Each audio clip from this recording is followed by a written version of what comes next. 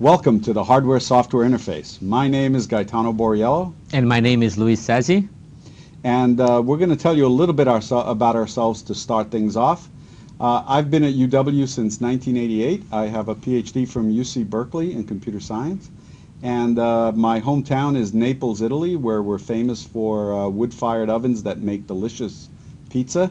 And I have a research trajectory that's taken me through quite a few research communities. I started off as an integrated circuit designer and moved through network sensors, and now I am building mobile applications in the developing world.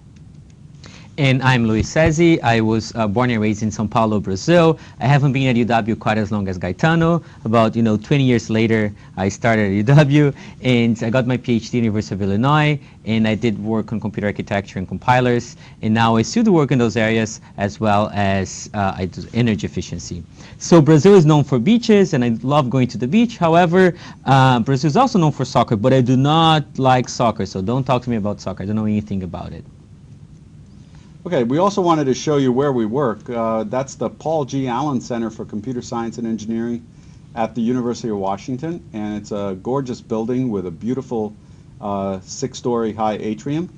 And we are also known for the cherry blossoms on our campus, which just recently bloomed this March, and our mascot, the husky.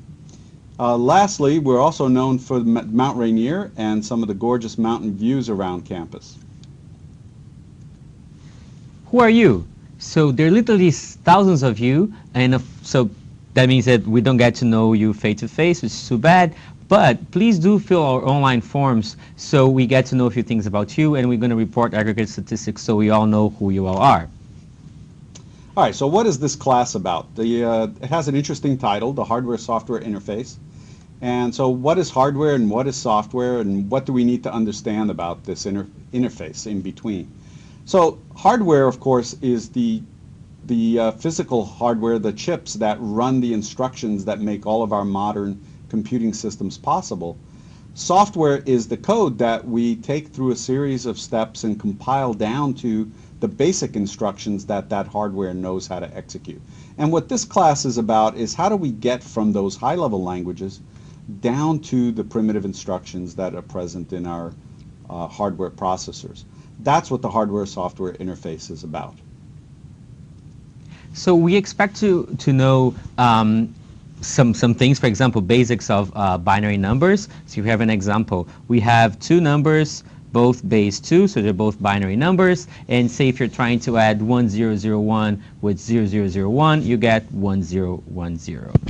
We also expect you to know binary logic operators like AND, OR, and NOT. For example, A and B is true if and only if A is true and B is true and false otherwise. Okay?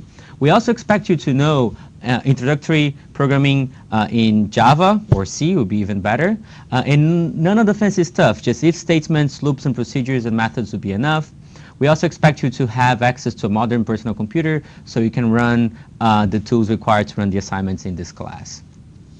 Okay, so what are the outcomes of this course? As Luis said, we just expect you to have some of the basics of computer programming.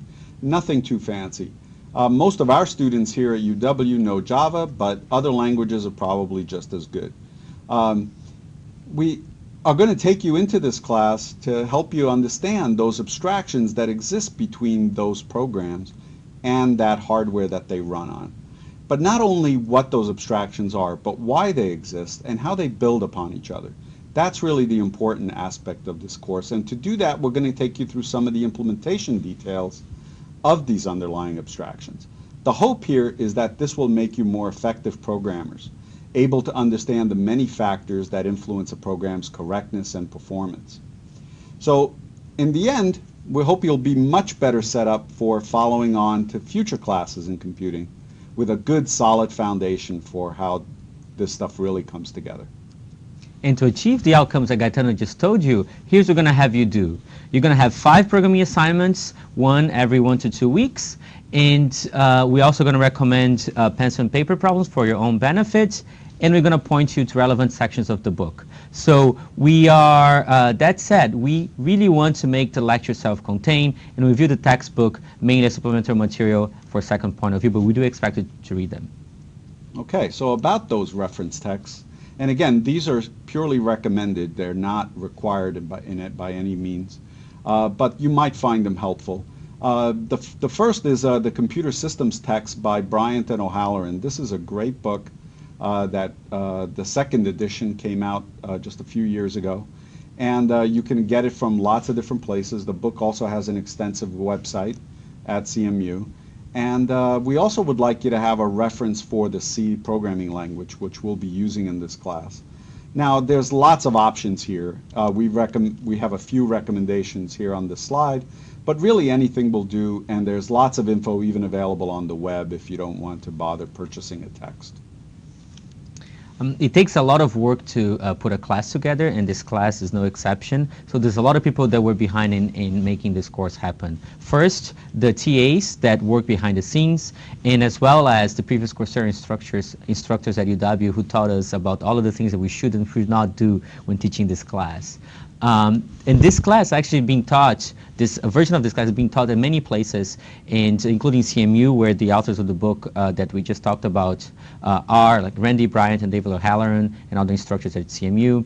And Matt Welsh used to be at Harvard and now at Google Seattle also taught this class and gave us a lot of material and feedback, and instructors at UW like Peter Horniak, Hal Perkins, and John Zahorian.